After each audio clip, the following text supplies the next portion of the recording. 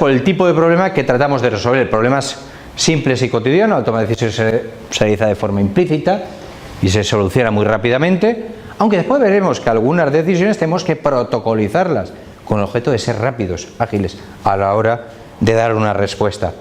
Y problemas complejos, casos en los cuales la consecuencia de una mala o buena elección puede tener repercusiones en la vida, por ejemplo en el contexto laboral, el fracaso de una organización, etcétera. Problemas trascendentes para la vida, se debería proceder de una manera más meticulosa, sopesando los potenciales resultados y destinando mayor tiempo para ello.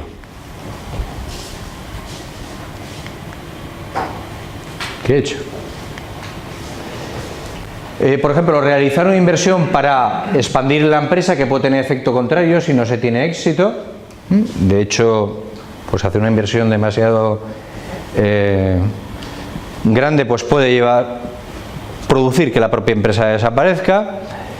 En un caso ideal se apela a la capacidad analítica, también llamada razonamiento, para escoger el mejor camino posible. Cuando los resultados son positivos se produce una evaluación, un paso a otro estadio, se abren puertas a la solución de conflictos reales y potenciales.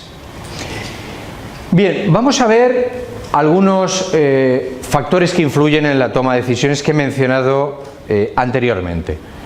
En la toma de decisiones influyen muchos factores internos, tanto internos como externos. Por ejemplo, los factores internos tendríamos referidos, que se estarían referidos desde el punto de vista personal, a individuos seguros, determinados, tienen siempre claros sus gustos y necesidades, lo cual les facilita la toma de decisiones. Quizás, aprovechando que después haremos un descanso, creo que vamos a hacer 3 horas y hacemos un descanso de 5 minutos y las otras 3 horas, ¿de acuerdo?, que tenemos esta tarde. Entonces, voy a poner un problema, porque así, eso es una broma, tranquilos, así en los descansos vais pensando un poco, ¿de acuerdo? Os voy a poner un problema que en realidad no es una toma de decisiones, pero es para ver cómo elegís, cómo tomáis decisiones cada uno de vosotros, ¿vale? Podéis apuntar las dos claves solo de lo que voy a decir. Es una pequeña historia. Bien, imaginar que vais por un camino, ¿de acuerdo?, por un camino por la selva y llegáis a una bifurcación, ¿de acuerdo? Llegado a esa bifurcación ya os doy una información muy importante. Uno de los caminos que podéis tomar conduce a un hotel lujo superior con un spa impresionante donde vais a vivir maravillosamente bien. Y el otro camino conduce a la muerte segura. ¿Vale? Bien, tenéis que tomar uno de los dos caminos, pero claro, os tengo que dar un poco de información, entiendo yo, ¿no? Entonces, en medio del camino, que es decir, en medio de la bifurcación, en el vértice de bifurcación, os voy a poner un indio. A un indio al que podéis preguntarle, hacerle solamente una pregunta. ¿De acuerdo? Bien, por daros más información, os diré que este indio pertenece a una de estas dos tribus. O la tribu de los indios que siempre mienten, o de la tribu de los indios que siempre dicen la verdad. ¿De acuerdo? Pues nada, mientras yo voy hablando y de descansos, vamos a discutir a ver cómo podemos resolver este problema. Alguno me mira así, vamos a ver, ojalá en la vida fuera tan fácil las cosas. Porque el problema cuando tenemos a nuestro compañero al lado es que no sabemos, a veces nos miente, a veces nos dice la verdad, depende, ¿estamos de acuerdo o no? ¿Estamos o no estamos de acuerdo? Por lo tanto, aquí es más fácil, porque sabemos que solamente es de una de las dos tribus, y también es más fácil porque, fijaros, uno de los caminos es idílico y el otro es absolutamente tétrico. ¿Es cierto o no? En la vida nada es idílico o tétrico. ¿Estamos de acuerdo o no? ¿No estás de acuerdo? Es decir, hasta de estar en un spa te aburrirías al final. Es decir, es mucho mejor que hagas este máster porque vas a poder realizarte, por ejemplo. ¿vale? Aunque no sé qué hago convenciéndote si ya te has matriculado. Esto es absurdo. Bien, vamos a pensar en ello, porque nos va a llevar a la tipología, de decisores. Cuidado, la tipología de decisores para reconocernos a nosotros mismos, pero también para ver con quién interactuamos a la hora de tomar decisiones.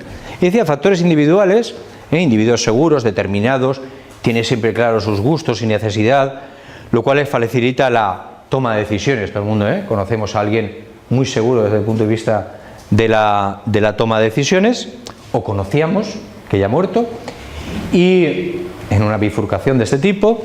Y después individuos inseguros de sí mismos, que carecen de la autoconfianza necesaria para considerar válidas sus propias ideas, y eso repercute gravemente en los momentos críticos de la vida, que rehuyen, fijaros, rehuyen de tomar decisiones, incluso algunos que se resisten a hacerlo cuando las circunstancias determinan que es necesario hacerlo, tiene especial dificultad para escoger entre dos o más opciones, pero finalmente lo hacen en el caso que se vean abocados a ello, al igual que no hablarse con alguien por motivos como no compartir sus ideas. Es un tipo de relación interpersonal.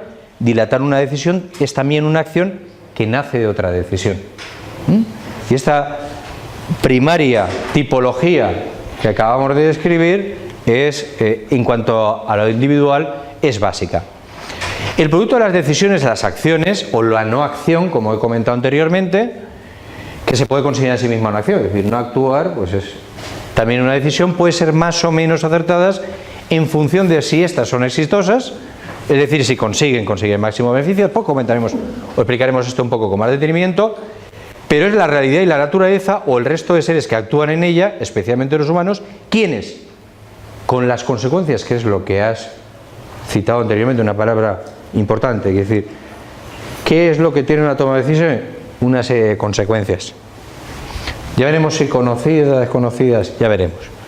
Que nos brindan y con otras decisiones pues van a modular totalmente nuestros resultados. En el marco, hablando un poco del marco competitivo de la decisión, no tomamos las decisiones en un mundo fijo, donde las consecuencias y el comportamiento de otro está determinado y es conocido. ¿Cuál es el problema? El problema es que no solamente, como hemos comentado anteriormente, un mismo individuo no decide, es que una decisión en momentos distintos, sus consecuencias pueden ser radicalmente distintas, o por parte de la persona con la que actúas o por la propia naturaleza del hecho. ¿Entendéis un poco la idea que estoy transmitiendo? Es especialmente importante. El resto de personas con las que interactuamos también toman decisiones, y más allá de que las mismas tienen influencia en el éxito de las nuestras, en algunas ocasiones, tanto unas como otras, se están dando en un marco competitivo. Por ejemplo, vamos a pasar de este ejemplo. ¿Sabéis? ¿Alguno de vosotros sois de Valencia o tampoco ninguno? ¿Ah? ¿Ya acertaron algo? Porque vamos, vengo aquí yo de... Fijaros, la Copa América. Es decir, en la Copa América, que los barcos que había, estos barcos que habían allí, que estaban compitiendo y que se gastaban millones de dólares, y que aquí en Valencia la economía en aquel momento iba bien, pero iba mucho mejor. La tienda que mayor facturación tenía en el mundo, Louis Vuitton, era la tienda aquí de Valencia. Toda esa inversión, ¿para qué? Para que unos tipos tomen una serie de decisiones. Claro que las decisiones de los tipos de un barco, porque ahí son dos barcos solo, también es muy simple el ejemplo, hay dos barcos, tú tienes que tomar en consideración la decisión que toma el otro barco y tomar la tuya propia, no hay más. Pero es una situación de competición, claramente de competición. Y eso requiere no solamente una toma de decisiones, sino una estrategia a la hora de tomar las decisiones. ¿Entendéis la idea? No. Luego comentaremos algún ejemplo de algún capitán de la Copa América que ha muerto precisamente por tomar una decisión errónea. Digo muerto porque lo han matado. Por burro. No es que yo esté defendiendo que se pueda matar a alguien por burro y tal. No puede ser burro. Yo no he acertado casi nada aquí. De hecho, con Louis Vuitton también tuve un problema en la tienda de Valencia, porque pasé un día por la puerta y le dije a mi mujer, había un Rolls Royce en la puerta, había un señor mayor con una chica muy joven, y le dije a mi mujer, mira ese padre cuánto quiere a su hija. Y me dijo mi mujer, pero qué hija, ni qué hija, hombre, será burro. Bien, pues eso, es decir, cometí un error de atribución, pues claro. Por lo tanto, fijaros, el marco competitivo es especialmente importante. Realmente muchos juegos tienen de base el marco competitivo en la decisión. Tenemos que enfrentarnos enfrente contrincantes, ya sean máquinas o personas. Muchos juegos basan sus reglas en un sistema de toma de decisiones cada vez más críticas, evidentemente, y algunos, por su gran complejidad, además de requerir un alto nivel de concentración y paciencia, requieren de la elaboración de estrategias por parte de sus participantes. Por ejemplo, el ajedrez podría ser un caso, pero podemos con cualquier otro. Aunque el director del máster nos ha tenido que dejar un segundo, yo diría, es decir, si hacéis una quiniela y ponéis Real Madrid, Catarroja. Catarroja es un pueblo que hay aquí al lado, muy pequeño, ¿vale? ¿A quién dais por ganador? Al Madrid. Catarroja, evidentemente, muy bien. Claro que sí, a Catarroja. ¿Por qué? Sí, ahora verás por qué. Claro. Es decir, vamos a ver, si tú haces que ha habido una quiniela absolutamente esperable, pues ya sabes lo que vas a hacer. Tú tienes que arriesgar. Bueno, no digo que arriesgues en todo, ¿no? Que dice, empieza con todo lo que hay aquí y dice, voy a ponerlo todo al contrario. Pero tienes que tomar un riesgo porque estás en una situación de competición. Y en esa situación de competición hay otros señores que están haciendo exactamente lo mismo. Si haces lo mismo que los demás, te vas a repartir nada. O nada me refiero con respecto a la historia. ¡Ostras, he acertado! Pero cuando vayas a cobrar no te puedes retirar a ningún sitio. Lo cual, ¿lo ves? Como al final siempre vas a volver aquí. Por lo tanto, es una cuestión estratégica, ¿de acuerdo? Hay otros que toman también decisiones y hay que tener en consideración esas decisiones.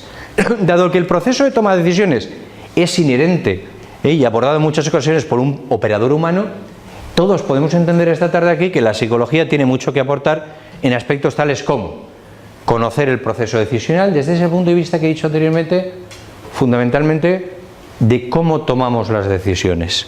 Conocimiento del proceso.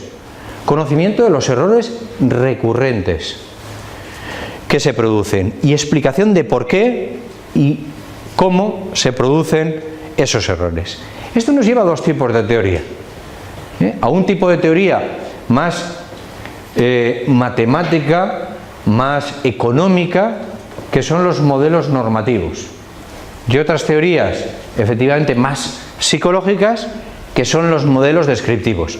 Atención a lo que estoy diciendo, porque detrás de cualquier sistema de ayuda de decisión inteligente de los que tenéis acceso en vuestros distintos trabajos, o podéis tenerlos si no los utilizáis, son sistemas de toma de decisiones que están alimentándose de este tipo de teorías. Es decir, detrás de un programa informático hay una serie de reglas, y esas reglas están basadas ¿en qué? En modelos normativos. Como en otros tópicos de pensamiento, establece los criterios para adoptar una decisión óptima. Además, estos modelos se apoyan en ciencias como puede ser las matemáticas, por la exactitud que hemos tratado antes de llevar un poco al proceso de toma de decisiones. Sin embargo, el modelo descriptivo pues, estudia los errores sistemáticos, que serán la actuación real de los sujetos, no ajustada al modelo normativo. Son objeto y propios de la psicología. Mirad, por poner un ejemplo, ya que se habla tanto en el ámbito del marketing, etcétera, etcétera, si al final la gente decide comprar un producto, por ejemplo, por dónde está situado ese producto. Por lo tanto, ¿qué es lo que se hace? No es solamente las características, yo cambio el producto de espacio y incremento la venta de ese producto. ¿Eso cómo se ha descubierto? Eso se ha descubierto a través de ¿qué?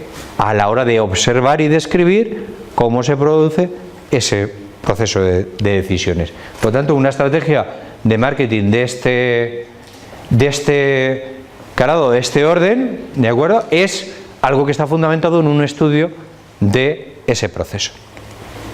¿Por qué es importante? Lo había puesto, una de las cosas que había extraído de... Te estoy fastidiando con el Zoom y... ¿no?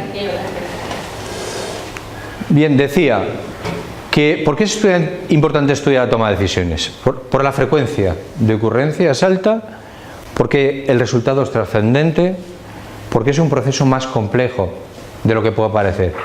Y como lo hacemos tanto, pensamos que no, pero tiene su complejidad, porque cometemos demasiados errores. porque podemos acometerlo, con mayor garantía de éxito. O como dice la canción de Sabina, porque nos sobran los motivos. Te ríes, pero en realidad fíjate que la canción de Sabina es una canción de toma de decisiones. De hecho, vamos a explicar el proceso de toma de decisiones con la canción de Sabina, si quieres. Yo es que soy muy amigo de Joaquín Sabina, nos lo había dicho al principio, soy muy amigo, solamente hay un problema y es que él no lo sabe. Pero en cuanto él se entere, yo creo que la cosa puede ir un poco mejor. Bien, existen diferentes razones por las que existe tanto interés en mejorar la toma de decisiones a nivel gerencial. Fijaros, la calidad y aceptabilidad de las decisiones de un gerente puede ejercer una influencia considerable sobre su carrera profesional, evidentemente, pero también, muy importante, sobre la satisfacción personal. La calidad y aceptabilidad de esas afecta a la organización en cuyo nombre actúa y se deriva del hecho que la mayor parte del tiempo, ¿a qué se dedica un gerente? A tomar decisiones, fundamentalmente. ¿Vale? Bien, vamos a ver muy rápidamente. Oigo a alguien hablar y tal, pero podemos interactuar y podéis hablar y tal, sobre todo para que yo no me ahogue y no muera. Hasta tú puedes hacerme la pregunta que quieras para destrozarme la clase. No tengo ningún problema. No tengo ningún problema, quiere decir que... Bien, decía, existen numerosos conceptos efectivamente relacionados con la toma de decisiones, conceptos que aluden a particularidades del proceso, que en sí mismos son áreas de investigación, con una cierta independencia, y conceptos que, aun refiriéndose a otros procesos, tienen íntima relación con el de toma de decisiones. Bien, por ejemplo, un concepto que habréis, muchos de estos conceptos habéis oído hablar y de algunos habréis estudiado algo, de otros no, porque os interese, porque no os interese o específicamente. Pero uno es la teoría de juegos, un área de la matemática aplicada que se utiliza modelos para estudiar interacciones en estructuras formalizadas de incentivos, juegos, y llevar a cabo procesos de decisión. Estudia las estrategias óptimas, así como el comportamiento previsto y observado de los individuos en los juegos.